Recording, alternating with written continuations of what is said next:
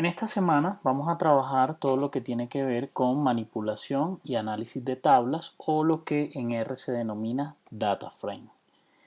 Entonces primero voy a hacer aquí una configuración para el tema de los gráficos y los dígitos.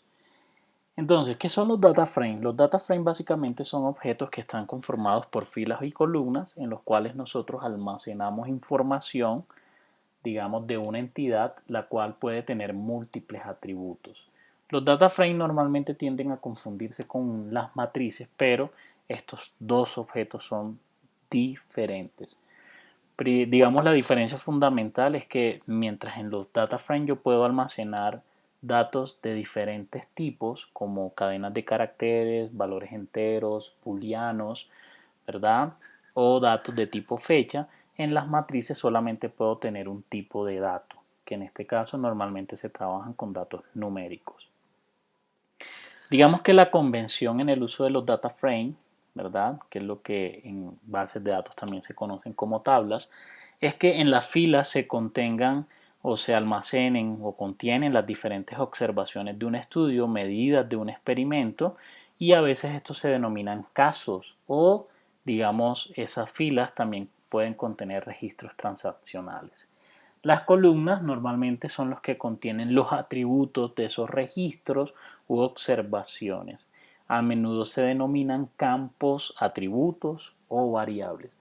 Acá podemos ver el ejemplo de lo que sería un data frame, donde básicamente, fíjense, en cada fila tenemos la información de diferentes montañas, donde hay atributos como la altura, el rango, coordenadas, bueno, diferente. Entonces fíjense que las columnas contienen los diferentes atributos, cada fila es un registro de una montaña y en cada una de las celdas básicamente es donde van a estar almacenados los datos. Esos datos pueden ser de diferentes tipos, como son valores numéricos, que pueden ser enteros o pueden ser, digamos, eh, valores, digamos, con decimales. Texto, como por ejemplo pueden ser los nombres o variables categóricas, como el sexo, el nombre de una persona, ¿verdad? También podemos tener en esas celdas variables de tipo fecha, ¿verdad?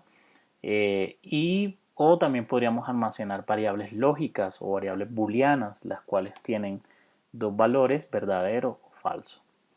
Esos son los tipos de datos que nosotros podríamos almacenar en las diferentes columnas de un data frame. Para ilustrar un poco todo lo que tiene que ver con la estructura de los data frame, las características y los análisis que podemos hacer a partir de ello, vamos a utilizar esta base de datos que es el índice de capital humano, el cual es un indicador que está un poco relacionado con la calidad de vida de los países, ¿verdad? Que pudiera existir en los países. Y ese índice de capital humano está relacionado con la cantidad de capital humano que un niño recién nacido o un niño nacido hoy puede esperar haber logrado a los 18 años. Es un indicador que construye el Banco Mundial para todos los países y tenemos, en este caso, vamos a analizar registros del 2018. ¿Qué columnas contiene este data frame?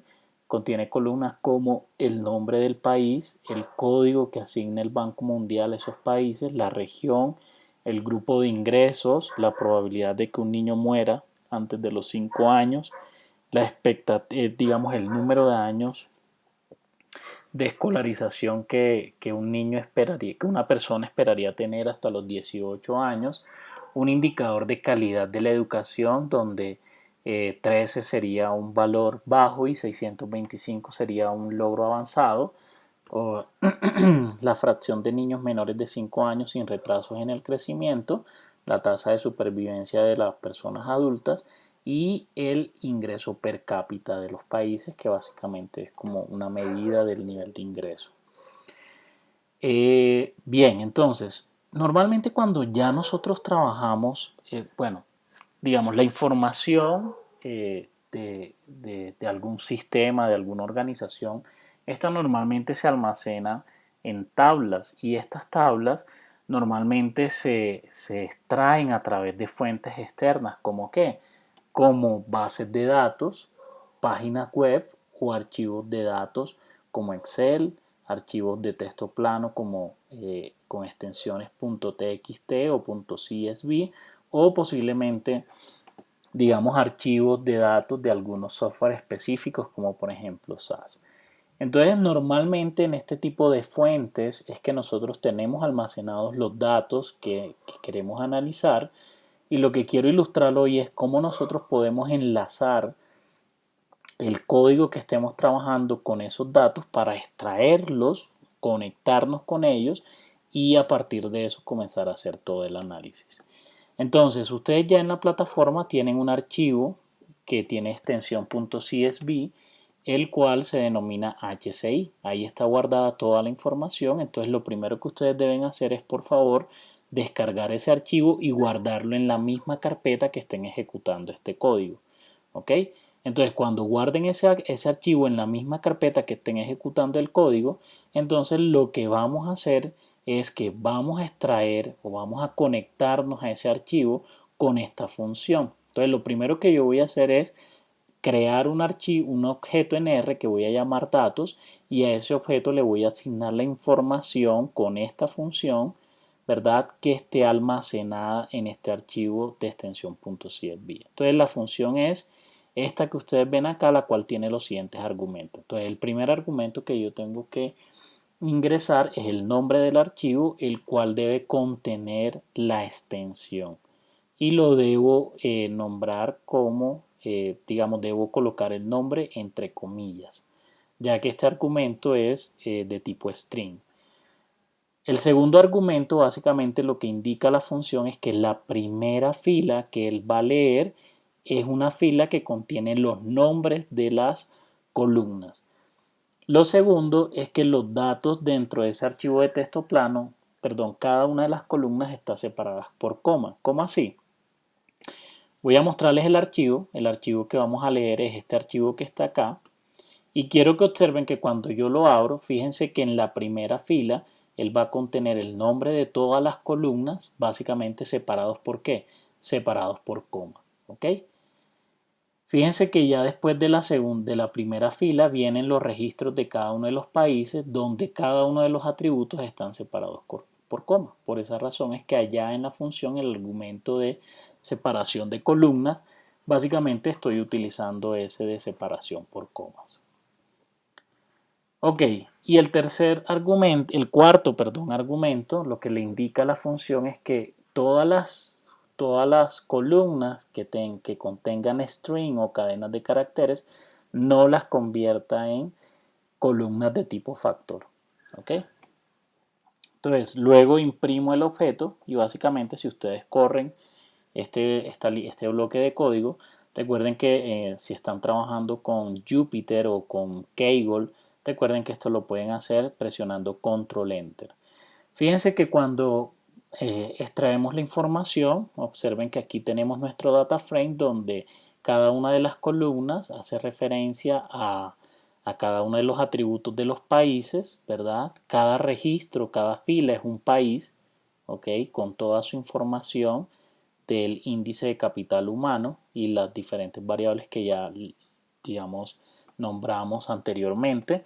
Entonces, a partir de este data frame vamos a hacer algunos análisis. Lo primero que quiero, digamos, resaltar es que este data frame que hemos creado tiene unas características, las cuales es importante que ustedes conozcan y que sepan con qué funciones nosotros revisamos esas características. La primera característica es el número de columnas y el número de filas, lo cual podemos extraer con las funciones ncall y nrow. Básicamente esas dos funciones nos extraen primero el número de columnas y luego el número de filas. ¿Esto qué nos quiere decir? Que este data frame tiene 14 columnas y 157 filas. Otra forma de extraer esas características es con la función dim. El tema es que la función dim me extrae las dos características y me las entrega en un vector, donde la primera posición es el número de filas y la segunda posición es el número de columnas. Otro de los atributos que tiene ese data frame es el nombre que tienen las columnas. Si yo quiero saber cuál es el nombre de las columnas, pues simplemente puedo utilizar la función callNames, ¿ok? y eso básicamente me extrae el nombre de las columnas. Otra función que podríamos utilizar es simplemente la función names, ¿ok? Si utilizamos la función name, esta también nos extrae el nombre de las columnas de ese data frame. Otra de las características que tiene el data frame es que tiene asignado unos nombres para cada una de las filas y esos nombres nosotros los podríamos utilizar más adelante para hacer un filtro de las filas de acuerdo a ese índice que él tenga. Este row name nosotros lo vamos a llamar también índices.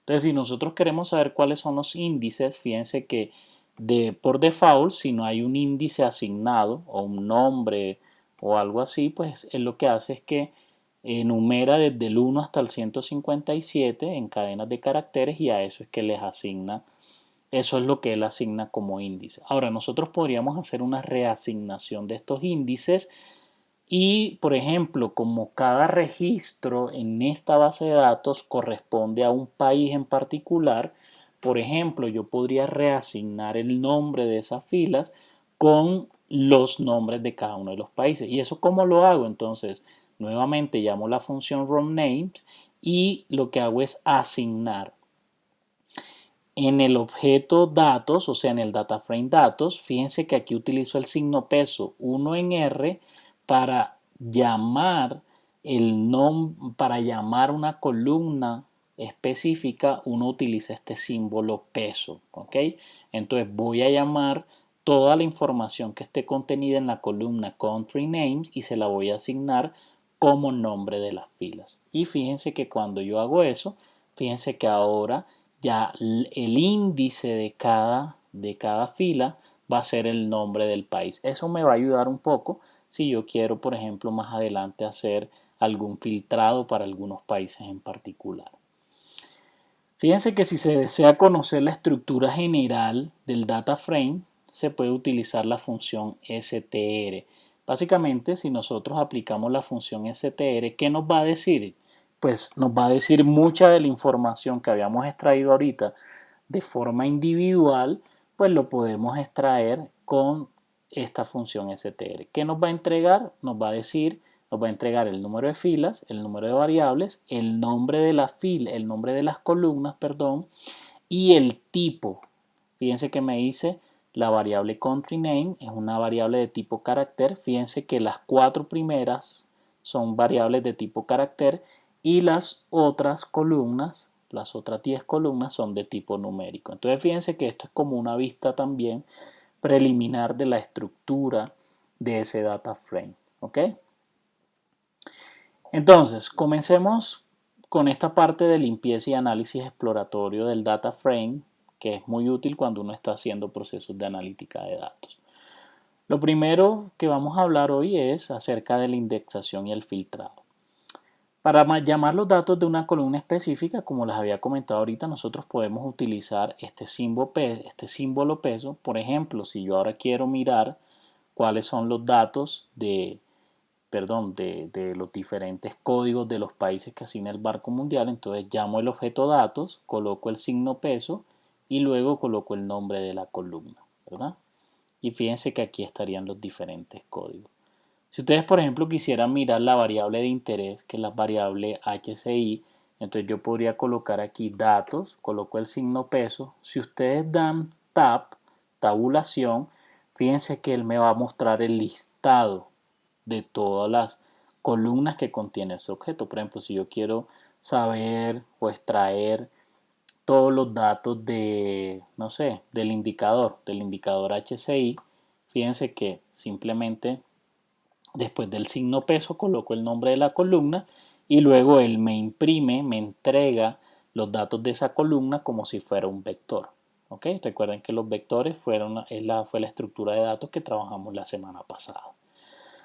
Si yo quiero hacer una indexación del data frame, yo básicamente lo que hago es ¿qué es hacer una indexación? Hacer una indexación es llamar una parte o filtrar una parte de ese data frame. Por ejemplo, en este caso, para hacer la indexación, lo que yo hago es que doy primero el nombre del objeto, luego abro corchetes y en la primera posición, cuando abro ese corchete, básicamente voy a dar la posición de la fila y en la segunda posición voy a dar la columna. ¿Ok? Entonces, al igual que en los vectores, se puede utilizar vectores numéricos de texto lógico para realizar estos procesos de filtrado o indexación. Entonces, por ejemplo, si yo quiero conocer todos los datos de Colombia, pues yo simplemente digo, bueno, en el objeto datos, porfa, extráeme el registro cuyo index sea Colombia y acá después de la coma no coloco ninguna columna en particular. ¿Y por qué no coloco por qué no coloco ningún nombre de columna en particular? Porque de esta manera le estoy diciendo que me extraiga todas las columnas.